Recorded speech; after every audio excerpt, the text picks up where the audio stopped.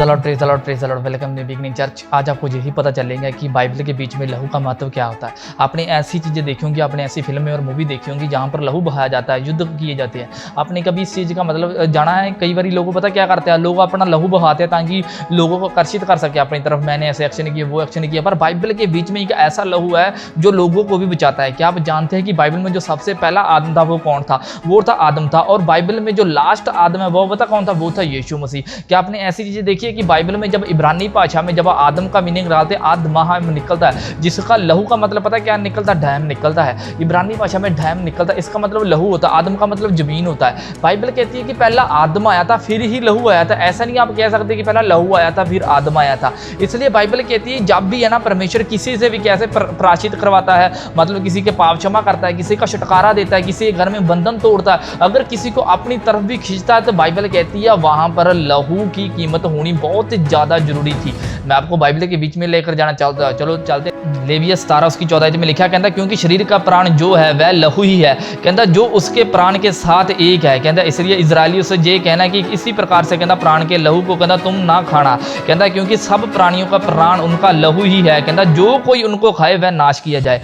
Bible कहती है कि मेरे जीजों की जब भी परमेश्वर कहते हैं अगर आपने नॉन वेज भी खाना है ना तो उनके बीच ब्लड नहीं होना चाहिए, ब्लड को पूरी तरह साफ कर खाना है। आपने ऐसे लोग देखे होंगे जो पता क्या बोलते हैं कि आप गलत कर रहे हैं, आपने नॉन वेज खा रहे हैं, ऐसा नहीं करना चाहिए, आप परमेश्वर के विरुद्ध पाप कर रहे हो। क्या आपको ये नहीं पता जी अगर कुदरती चीज अगर नॉन वेज ही है, अगर आपने देखे होंगे ऐसे जो लोग खाते हैं ट्रेडिशनल जैसे कह सकते हैं कि अपने त्योहारों में खाते हैं नॉन वेज खाते हैं, पर ये भी चीज़ जानो अगर ये कुदरती है, अगर आप फल खाते हो, अगर आप कोई भी चीज़ खाते हो, कहते सब्जी खाते हो, कोई भी वेजिटेबल ऐसी चीज़ खाते हो तो वो भी कुदरती है। अगर आप सोचो कि एक जानवर को मारते हो ना तो इसका मतलब वो लहू निकलता, अगर आप एक पेड़ को भी मारते हो वो भी एक गुनाह है। इसलिए मेरे दोस्तों की बाइबल में इसके बीच में ना परमेश्वर ने हमको अधिकार दिया है, अथॉरिटी दी है, हम खा सकते हैं। पर बाइबल कहती है कि लहू का आपको महत्व समझना चाहिए। जब बाइबल कहती है ना लहू अगर आपने पी लिया तो समझो कि किसी ने मतलब पुराने समय में अगर यीशु मसीह के टाइम से पहले अगर किसी ने लहू पी लिया तो वो तो गया, बाइबल कहती है वो श्रापित हो जाता था। इसलिए बाइबल कहती है जो कोई कह सकते हैं कि एक ऐसी जो पवित्र स्थान थी ना अगर कोई अंदर जाता तो बाइबल कहती है वो अंदर ब्लड लेकर जाए,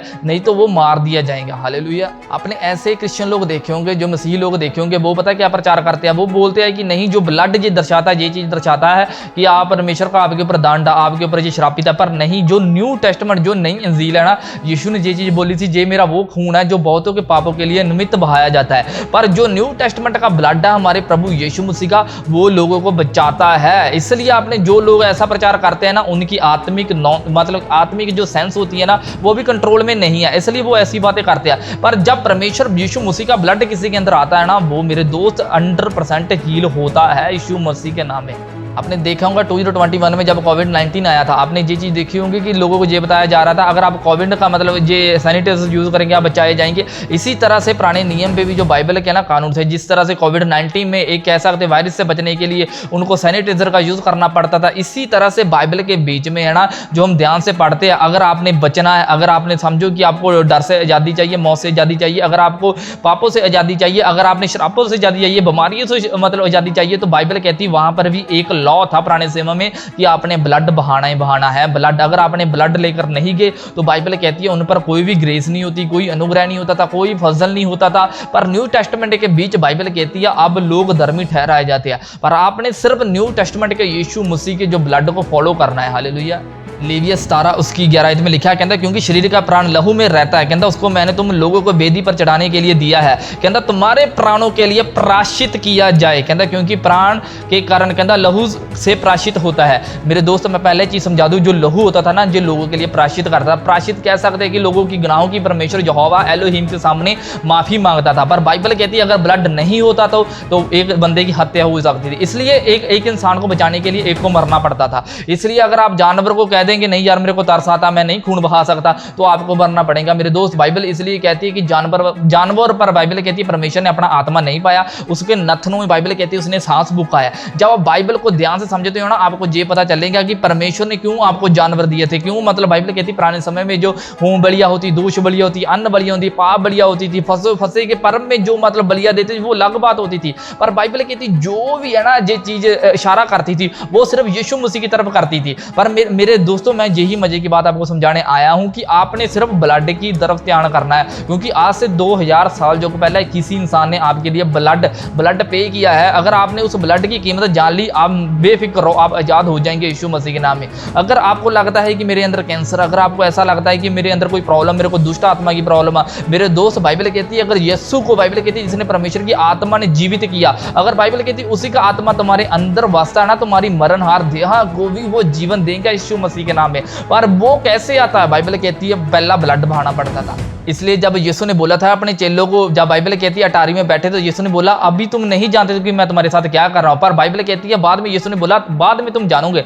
पर उनको पता नहीं था ये क्या करते थे, क्योंकि पुराने समय में एक और लॉ था। जब बाइबल कहती जाज कुर्बानी दे देते थे, वो ब्लड था, बाइबल कहती है उनके हाथों में लगा, उनको धोना पड़ता था। अगर उन्होंने पानी में ब्लड मतलब नहीं धोआ तो बाइबल कहती है दैट सेट, अगर है ना महाजाजक बाहर जाता था, आंगन से बाहर चला गया, बाइबल कहती है दैट सेट डेथ हो जाती। इसलिए यीशु ने बोला था अभी जो मैं तुम्हारे साथ कर रहा हूं ना, अभी तुम नहीं जानते, इसके बाद समझेंगे। पर बाइबल कहती है जेलों ने प्रेरित काम में जाकर फिर समझा था।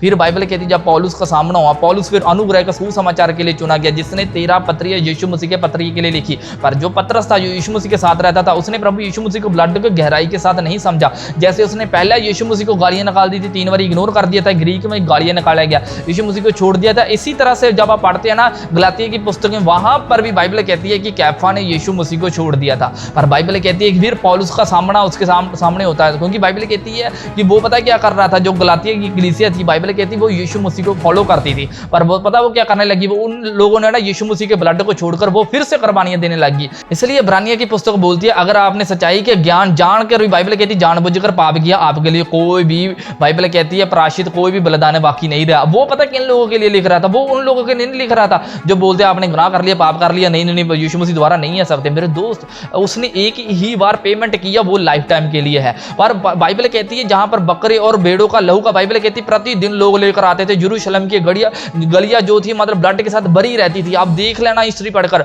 पर यीशु मसीह का एक ही बार ब्लड बहाया, पूरी लाइफ टाइम की पेमेंट कर गया यीशु मसीह के नाम में। क्यों ये ब्लड इतना जरूरी है? क्या आप जानते हैं कि बाइबल में बीज ने क्यों इतना ब्लड जरूरी, क्यों परमेश्वर ने ब्लड ही मांगा?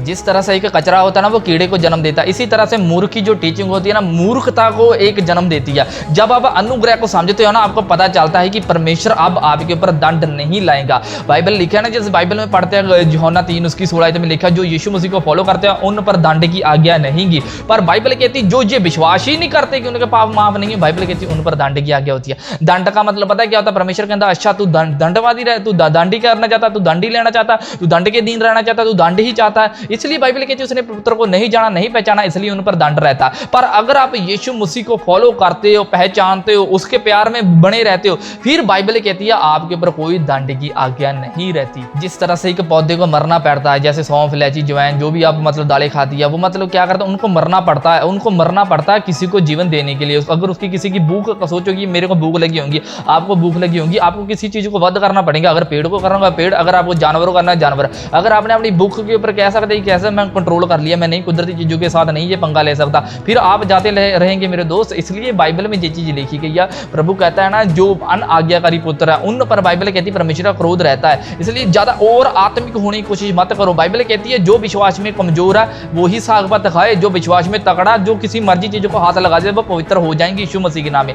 ऐसा ही यूहन्ना की कलीसिया में हुआ था। बाइबल कहती है जब यूहन्ना था रोम में प्रचार करने के लिए गया था। अगर आप यूहन्ना की हिस्ट्री पढ़ते हो, वहां प्रचार करने के लिए गया, उनको बाइबल कहती है जब किसी घर में मीटिंग थी ना, उनके घर में मीटिंग थी किसी, उसने पता क्या किया कि किसी औरत ने मतलब उसके जो सपागी से जो उसके लगते थे, उसने क्या किया उनके साथ जहर का एक प्याला दे दिया। जब जहर का प्याला दे दिया, पर यूहन्ना को नहीं पता था जहर का प्याला, पर जैसे ही उसने टच किया अंदर से स्नेक बन गया, सांप बन गया। उनको पता चल पाया कि ये एक शराब था जो मेरे ऊपर लाना चाहते थे। पर ये हिस्ट्री बयान करती है अगर आप किसी चीज को छुएंगे, मेरा विश्वास है वो अनुग्रह में बदल जाएंगी। अगर आप किसी श्रापित इंसान को भी छुएंगे, वो भी चमत्कार को ग्रहण करेगा। ऐसा नहीं होगा कि यीशु मसीह अपने जमाने में ये कहता हूँ अच्छा मैं पवित्र, तुम भी पवित्र बनो। नहीं नहीं नहीं, बाइबल कहती है उनको अन्य छूते थे, लंगड़े छूते थे, व्यभिचार लोग छूते थे, वैश्य लोग छूते थे, वो चंगे हो जाते थे। पर शर्त ये थी कि यीशु मसीह ये नहीं बोलता तुम पहला पवित्र हो गया। यीशु मसीह ने खुद बोला मैं चंगे बड़े लोगों के लिए नहीं, मैं पापी लोगों को बचाने के लिए आया हूँ यीशु मसीह के नाम में। जिस तरह से आग के बिना आग नहीं जला सकती, इसी तरह से मेरे दोस्त कुर्बानी के बिना परमेश्वर कुर्बान नहीं हो सकते थे।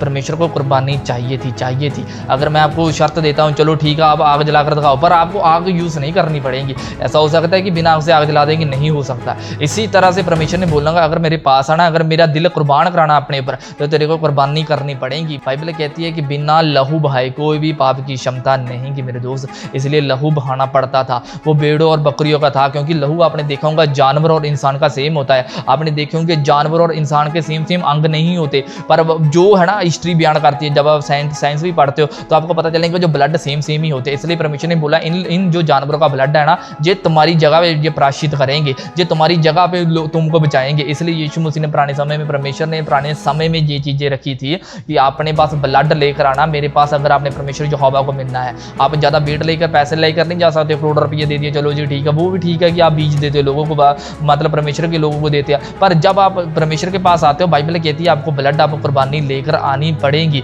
पर न्यू टेस्टामेंट में एक ही कुर्बानी है जो लाइफ टाइम के लिए, वो आज मैं आपको समझाऊंगा यीशु मसीह के नाम। अगर आप ऐसा कहते हो कि नहीं मेरे को जानवर बचाना पड़ेगा, फिर आप मेरे दोस्त मर जाएंगे। अगर आप ये कहेंगे कि नहीं मैं भूखा ही मर जाऊंगा, फिर भूखा ही मर जाएंगे। मैंने अपने पूर्वजों से ये चीज़ सीखा था, अगर आपने कुछ करना है तो आपको मरना पड़ेगा। मतलब वो अब मेरे को नहीं मरना, मतलब मेरी फीलिंग को कह रहा था, आपको स्ट्रगल करना पड़ेगा, मरना पड़ेगा। पर मेरा ये ही आपको विश्वास है कि अगर आप ये चीज़ को समझेंगे, अगर आप जानवर को पुराने समय में नहीं मारते थे, वो आपको मरना पड़ जाता था। इसलिए परमेश्वर ने आपको बुद्धि दी थी, ज्ञान दी थी कि आपने जी ही ब्लड के द्वारा मेरे सामने आना है। हालेलुया। अब हम अगली पुस्तक में चलते हैं, जिसको सैक्रिफाइस ऑफ द बुक्स बोलते हैं, जहाँ पर बलिदानों की किताब बोलते हैं। पर आप बलिदानों की किताब में जब एंटर होते हो ना, तो आपको ये समझ लगेगा कि परमेश्वर कितने भले परमेश्वर है, कि आपको कितना प्यार करते हैं। वो आप उनको फिलियो प्रेम करते होंगे, पर वो अगापो प्रोटस प्रेम करते हैं, जो दुनिया में कभी मिटने वाला नहीं है, यीशु मसीह के नाम में। आप जानते हैं जब जानवर को ना वध किया जाता था, जानवर का कम और उनका खून का ज़्यादा ख्याल रखा जाता था। इसी तरह से जो यीशु मसीह था ना, यीशु मसीह का परमेश्वर ने ये देखा कि मैंने लोगों का ज़्यादा ख्याल रखना है, क्योंकि वो तो परमेश्वर का बेटा था। आप भी परमेश्वर के बेटे बाइबल कहती होने के लिए परमेश्वर ने उसका काम तो उनके खून का ज़्यादा ख्याल रखा था। आप बाइबल पढ़कर देख लो, बाइबल कहती है ना, कुछ हिस्ट्री ये चीज़ बताती है, जब यीशु मसीह क्रूस पे चढ़ा था ना, तो वो उन लोगों के पाप जो गुनाह था उनके ऊपर इतने ज़्यादा आ गए हैं ना, उनके अंदर से पता क्या हुआ, जो उनका हृदय फट गया। जब उनका हृदय फटा, उनके अंदर पानी और जो ब्लड निकला था ना, उन लोगों के पाप क्षमा हो गए। इसलिए यीशु मसीह बोलता है ना, जब तक तू जल और पानी से नहीं जन्मेगा, जल और आत्मा से नहीं जन्मेगा, तब मेरे राज्य में प्रवेश नहीं कर पाऊंगा। तो यीशु मसीह ने ये जल भी आपको दिया, जो पवित्र आत्मा का स्पर्श है। बाइबल कहती पवित्र आत्मा पानी के ऊपर मलटाता था, पर यीशु मसीह के हृदय से निकला और वो पृथ्वी गिर गया। जैसे पृथ्वी गिरा, बाइबल कहती है अब पृथ्वी भी बाट जो रही है परमेश्वर के पुत्र को होने के लिए यीशु मसीह के नाम में। ये मेरा मानना है, जब सेकंड रैप्चर होगा ना, जब प्रभु यीशु मसीह बादलों पे आएंगे, तो ये 100% होगा कि उनकी जो कलीसियां होंगी है ना, ये पृथ्वी न्यू होंगी, उन पे उस ऊपर कोई श्राप नहीं होगा, कोई बलिदानी नहीं, कोई कुर्बानी नहीं, कोई सैक्रिफाइस, ये चीज़ नहीं होंगी, पर परमेश्वर और आप होंगे और खुशियाँ होंगी यीशु मसीह के नाम में। बाइबल में सबसे बड़ी जो बात की गई वो बलिदान के बारे में की गई है। जिस तरह से एक कह सकते हैं कि आप जैसे इजरायली लोग होते थे ना, जानवरों की मतलब खून बहाते थे, इसी तरह से वो उन लोगों की पाप की क्षमता मिलती थी, मौत से क्षमता मिलती थी। इसी तरह से जो न्यू टेस्टामेंट के हमारी और आने जाती है, वो प्रभु यीशु मसीह के ब्लड के द्वारा ही क्षमा मिलती है यीशु मसीह के नाम में। मेरा विश्वास है मेरे दोस्त, जो आप आज भी वीडियो बहुत ही आपके काम आएंगी। प्रभु यीशु मसीह का लहू हमें पापों से क्षमा करता है और हमें धर्मी भी ठहराता है। अगर मेरे दोस्त आप धर्मी नहीं हो, प्रभु यीशु मसीह का लहू आपको धर्मी बनाएगा, क्योंकि यीशु मसीह सामर्थी है आपको सामर्थी बनाने के लिए। यीशु मसीह एक आत्मिक है आपको आत्मिक बनाने के लिए। यीशु मसीह पावरफुल है आपको पावरफुल बनाने के लिए।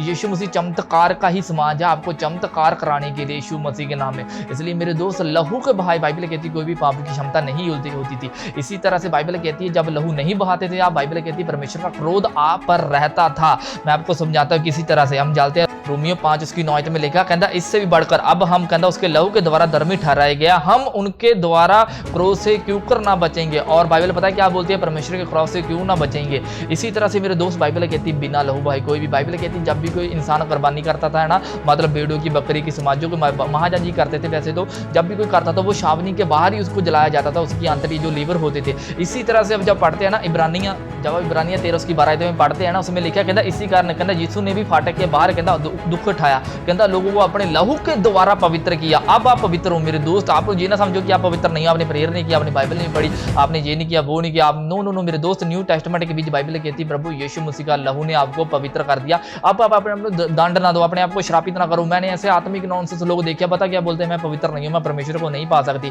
क्या आपके टच करने से क्या परमेश्वर शुद्ध हो जाएगा?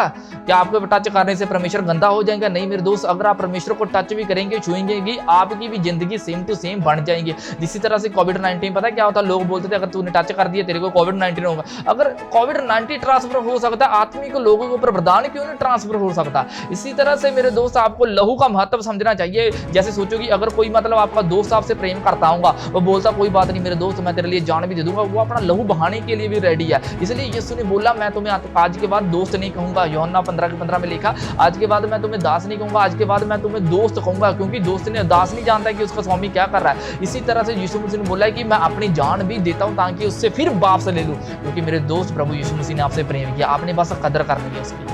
क्योंकि अगर अब बाइबल कहती है कि लहू नहीं बहाते थे इफिसियों 2 की 13 में पता क्या लिखा है, कहता लिखा पर जब मसीह के कहता यीशु ने तुमसे पहला दूर थे, कहता मसीह के लहू के द्वारा अब निकट हो गए हो। बाइबल कहती है कि पहला तो बाइबल कहती है कि तुम दूर थे, यीशु मसीह के ब्लड के द्वारा अब तुम निकट हो चुके हैं परमेश्वर के, क्योंकि अब खून बह चुका है, अब उसकी नदियां बाइबल कहती बह चुकी है। अगर कोई उनको याद भी करता है यीशु मसीह दैट सेट उनके पास आ जाता है यीशु मसीह के नाम में। मैंने आपको पहला समझाया था ना, बिना आग से आग नहीं जला सकते, बिना लहू से आप पाप की क्षमता नहीं दे सकते। यीशु मसीह ने आपकी पाप की पेमेंट किया। हालेलुया।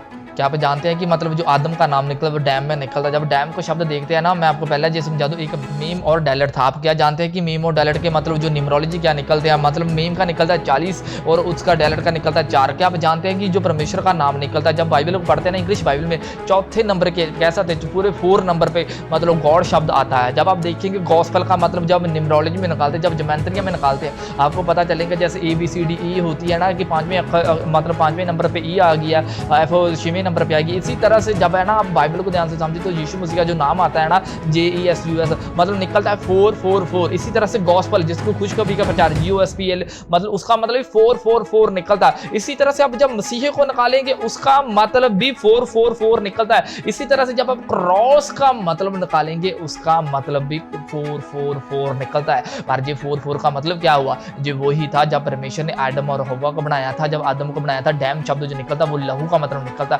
लहू का जो न्यूमरोलॉजी निकलती है 44 निकलती है। गॉड ब्लेस यू मेरे अजीजों। मेरा बिलीव है जो प्रभु यीशु मसीह ने आपके लिए जो मोहब्बत कुर्बान किया आपने कभी उसको भूलना नहीं है। मेरा विश्वास है आज के बाद आपकी लाइफ सेम नहीं रहेगी। God bless you. मिलते हैं अगली वीडियो में। Please the Lord.